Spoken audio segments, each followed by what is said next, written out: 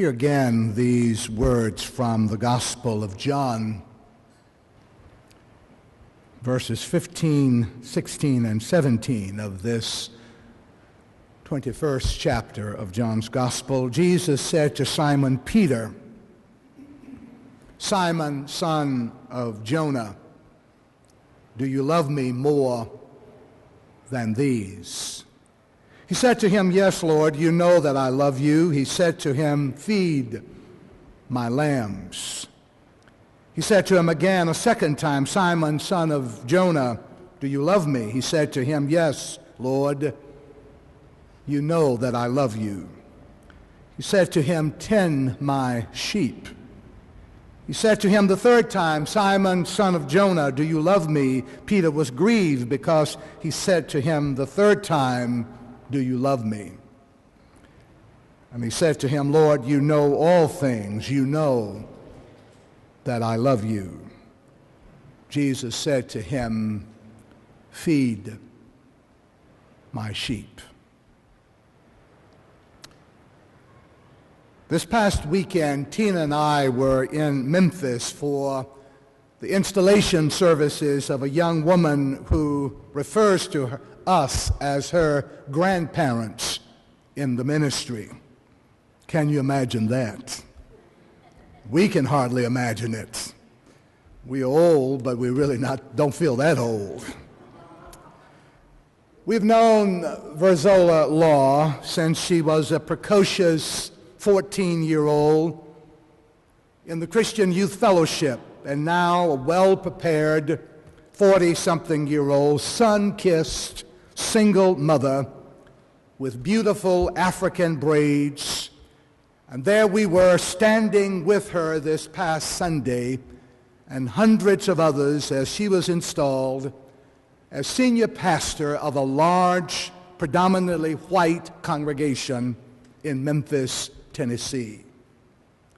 It was a high, holy, proud moment for us and for the whole church. The installation was on Sunday, and on Monday I was invited by the staff of the National Civil Rights Museum to speak standing in the very spot where the Reverend Dr. Martin Luther King Jr. was assassinated 48 years ago. I stood there with Reverend Jesse Jackson and others, remembering that fateful day and remembering when I first heard the news of Dr. King's death. I was 17 years old at an after-school job in Indianola, Mississippi, and a co-worker came running into the room announcing that Martin Luther King Jr. was dead. And later that evening, walking on the corner of Roosevelt and Hannah Streets, a car full of white youths sped around the corner, and one of them yelled out the window, "We got Martin Luther King." And I felt rage. I felt frustration. I felt lonely and deserted because my advocate had been taken away. But I stood there this past Monday on the very spot of that balcony where Dr. King died 48 years later, not hopeless and not defeated, because I discovered you can slay the dreamer, but you can't kill the dream. The dream lives on, and the work goes on. It was another high, holy, and proud moment in Memphis. But the most memorable moment in Memphis was after the speech. An interview by a news reporter who asked, almost in passing, "How did Tina and I meet?" And I reflected back on a little church in Roanoke, Virginia, where I was freshly installed as pastor, still in seminary, still single, and two strikingly beautiful young women walked in as visitors one Sunday morning. And I knew immediately that it was important that I get their names and phone numbers. I instructed one of the church deacons to take care of that. I followed up with a, quote, pastoral call the next day and discovered to my dismay that Tina was already engaged. But her friend Edith was not. And so Edith and I dated for several months that summer, but she kept saying to me, Alvin, I like you, but I'm really not into this preacher wife thing. Tina is the one for you. And she kept saying the same thing to Tina too. Alvin is the one for you. And later, Tina and her fiancé, to my delight, broke up. And Edith and I took Tina out one night to console her. And we've been consoling each other now for the past 41 years.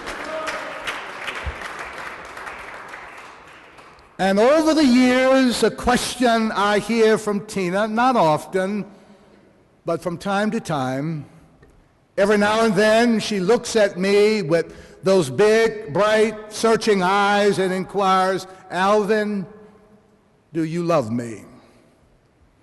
Do you really love me? And my response always is, of course I do. You know that I love you, Tina. And her request of proof of love is never for another trinket, never for another thing, another trip to some exotic place, but just more time together, more meaningful time, more quiet time, more quality time together.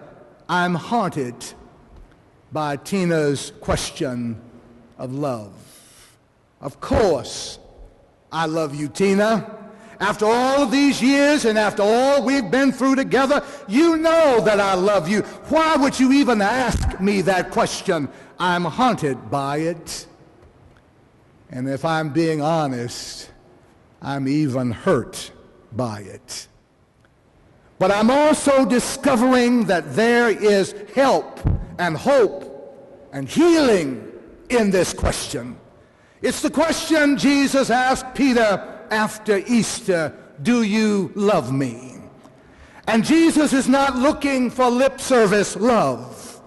The Good Shepherd tells Peter, feed my lambs, tend to my sheep. Dietrich Bonhoeffer expanded on these imperatives, saying, to abide in love means to have open eyes, to be able to see things that only a few can see, namely the begging, outstretched hands, and to help them using everything one has.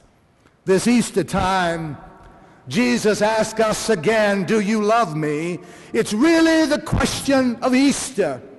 Do you love me? He's not looking for artful expressions of love.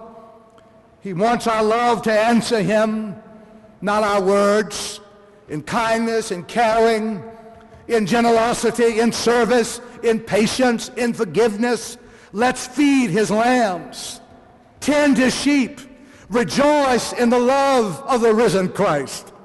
Biblical scholars generally agree that John ends his gospel with the 20th chapter and the crucifixion and the empty tomb causing quite a stir in Jerusalem. The risen Christ meets his friends personally and at unexpected moments. They overcome with joy and peace when they encounter Jesus. Their grief turns to joy.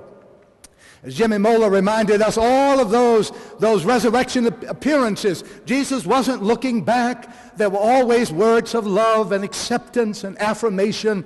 It was a look forward. But then John, or more likely, someone after John, adds this strange 21st chapter to demonstrate once and for all the reality of the resurrection. The disciples had been given audacious promises by Jesus and called to higher service to the whole world. Yet nothing is happening. The waiting and the watching are taking a toll on them. Their minds are tiring under the strain of delay. They are perplexed and waiting. Nothing is happening. Peter's patience is strained to the limit. He watches the boats pulling out for the fishing grounds. Peter announces that he's going fishing. Several of the other disciples say they're going to go with him. It's beginning to get dark, prime time for good fishing. They're going to the Sea of Tiberias, named for the Emperor Tiberius Caesar. The disciples go fishing to get away from the ridicule of the doubters and the scoffers. So they set out to go fishing unaware that Jesus is following and is preparing to cook the fish. The simple aim of this added chapter to John's Gospel seems to be to make quite clear, unquestionably clear, the reality of the resurrection. The risen Lord was not a vision, was not a figment of someone's imagination or the appearance of a spirit or a ghost. It was Jesus. It was really Jesus. It was actually Jesus in the flesh who had conquered death and was alive. This is the main reason John, or maybe someone after John, adds this appendix to show the disciples responding to Jesus as a person and not as a vision. As they return, Jesus calls out, "Brothers, have you got any fish?" And they say no, and he tells them to throw their nets on the other side, and they do, and the net is filled. And when the disciples get to land, they see a fire of coals there with fish and bread on the fire. They now recognize the stranger as Jesus. John calls out to Peter, "It's the Lord." And Jesus feeds the disciples as he had fed the hungry crowds. They're drawn together in love by his resurrection power. Their unity is restored and their mission is renewed. Jesus has given the disciples an incredible mission. Now they have unmistakable proof of the resurrection, and they're ready to go and share this good news with the world. And to further drive the point home that they were all included in this mission, Jesus suddenly turns to Peter, the one who had so strongly professed his love of Jesus, but 3 times so strangely during the time of trial and testing denied even knowing Jesus. He turned to Peter and called Peter by name, his full name. I always knew I was in serious trouble when I heard one of my parents call me by my full name, not just Alvin, but Alvin O'Neill Jackson. That was trouble. Maybe Peter knew he was in trouble when he heard his full name. Jesus turns and says, "Simon, son of Jonah, do you love me more than these?" "Yes, Lord, you know that I love you. Feed my lambs," Jesus said. They all know what is happening. They've heard him boast that he would never deny Jesus. They knew what happened that night in the courtyard. 3 times, "Do you love me?" Just as there were 3 denials, 3 times Peter turned his back on Jesus, and 3 times Jesus asked him, "Do you love me?" "Yes, Lord, you know that I love you." 3 times, "Feed my lambs, tend to my sheep, feed my sheep. Do you love me?" It's a haunting, hurting question from someone you've been with a long time. But it's a helpful, hopeful, healing question, because it's really the question of another chance. It takes us to the very heart of the matter. And what is the heart of the matter? Here it is, the very heart of the matter. The incredible, indescribable, insuperable, inseparable love of God. Nothing, absolutely nothing can separate us from the love of God. Not even our denial and betrayal of God's love. Howard Thurman, the great Christian mystic and theologian, said, "No event in your life can imprison you. This is what resurrection is about. I shall not allow the events of my life to make me their prisoner. I shall continually believe that God is not through with my life or with me.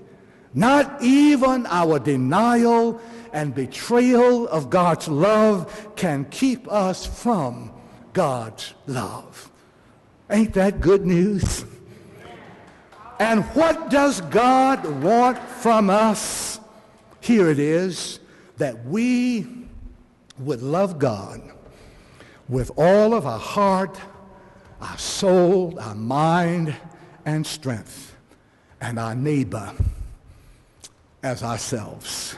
Jesus said, this is the greatest of all of the commandments. Love God with all of your heart, soul, mind, and strength, and your neighbor as yourself. That goes to the very heart of the matter. I hear Jesus asking Alvin, do you love me? Yes, Lord. You know that I love you. Here I am, a pastor, a minister of the gospel of Jesus Christ, 43 years of pastoral ministry, 43 years standing before your people. I said yes to you a long time ago. I walked down the aisle. I confessed you as Lord and Savior of my life. You know that I love you, but still the question remains, Alvin, do you love me?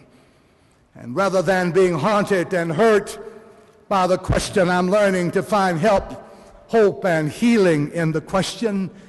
Well, it's the question of another chance. I start asking myself, what does it mean to love God with everything that I am? And what I hear is love God with all of your heart. That is, with all of your affections, with all of your emotions. Put yourself in it. Don't just remain in your head, brother. Sometimes I stand up here and I have to confess, I have to hold myself back sometimes because I don't want to scare y'all out there. I really do. I just have to kind of hold myself in check because some of us are so cool and cold even, so, I don't mean to be hurtful, but so restrained and reserved, so emotionally stunted, so staid and stiff and stuck and stuck up, so stuffy and stale. We need to loosen up and love from the heart. Put a little emotion in it. That's why we every now and then we break out in a dance or something, just to put ourselves in it a little bit. Where the Spirit of the Lord is, there is liberty. Love God with all of your heart, with all of your emotions, with all of your affections. Sometimes people will say, I don't understand why you're so emotional. Well, don't you see, you can't love God without putting some emotions in it. There is no love without emotion. But not only love God with your heart, love God with your soul, with your essence, with your inner being, with your ambitions, with your attitudes, with your aim, your desire, your dreams. Not just your heart, but your soul. Love God, love God, love God with your mind, with your intellect, with your reasoning faculties. Not just your heart, but love God with your head. You don't have to check your mind at the door when you enter into a relationship with God. Amen. Yeah, you can keep your head too. Come on in here with your head. Use your head. Your religion ought not just make you feel something, it ought to make you think something as well. Worship God in spirit and in truth. Be transformed by the renewing of your mind, because you can moan without a message, and you can holler without holiness, and you can shout without the Savior, and you can jump without Jesus. Love God with your mind, but not just with your mind and your heart and soul. Love God with all of your strength. And whatever else that is, that's physical, that's muscle, that's putting energy into it, that's exercise, that's moving. That means I've got to do something. And guess what? If I'm not doing something out of my relationship with God, then maybe I don't really love God. Every person that God ever called, God called them to do something. Say, do something. Do something. You got to do something. Come here, Abraham. I want you to do something. I want you to go looking for a city not made with hands, but whose builder and maker is God. Come here, Jonah. I want you to do something. I want you to go north, east, and up. And Jonah went south, west, and down. And God said, I didn't call you, Jonah, to sit around reclining and shining on a luxury cruise. I called you to get up and do do something. Come here, Esther. I want you to do something. I want to use you, Esther, to change the destiny of your people. And I hear Esther saying, if I perish, but I'm going to go and see the king. Come here, Jeremiah. I want you to do something. I want you to go to the stiff-necked people of Israel and preach my word. Come here, Moses. I want you to do something. I want you to go down in Egypt and tell old Pharaoh, let my people go. Come here, Peter. I want you to do something. You say you love me? Then feed my sheep. Tend to my lamb. Serve my people. Come here, Martin, Malcolm, Mandela, Mary, Maya, Mother Teresa. I want you to do something. I want you to put your very lives on the line. I want each of you to be instruments of peace and healing and reconciliation in the world. But I got one more witness. Come here, Jesus. I want you to do something. And Jesus said, I don't want to do it. Nevertheless, not my will, but thine be done. And Jesus loved, and he climbed a hill one Friday and hung between a sorrowing heaven and a sinning earth and died. He died until death died. He died until the old account was settled. He died until it was well with my soul. He died until the veil in the temple was torn in two. He died until hell got tired. He died until justice was satisfied. He died for a moment that we might live forever. He died outside the gates of the old Jerusalem that we might come inside the gates of the new Jerusalem and live. He died. Didn't he die? He died. He died. He did something. And then he got up with all power in his hands. He did it with all of his strength. And I won't split hairs with you about what strength and heart and soul and mind means. I'll leave that for better minds than mine. But I'm certain about one word, and that is all. And I know what all means. All means all. All. So whatever you conclude about mind and heart and soul and strength, God says, I want all of it. And when you give all, when you love God with all, with everything you have, Jesus will no longer have to ask, do you love me? For there will be no question. There will be no doubt. The whole world will know. The whole city will know. The whole neighborhood will know. The whole church will know. They will know we are Christians by our love. Yes, they'll know we are Christians by our love. Amen.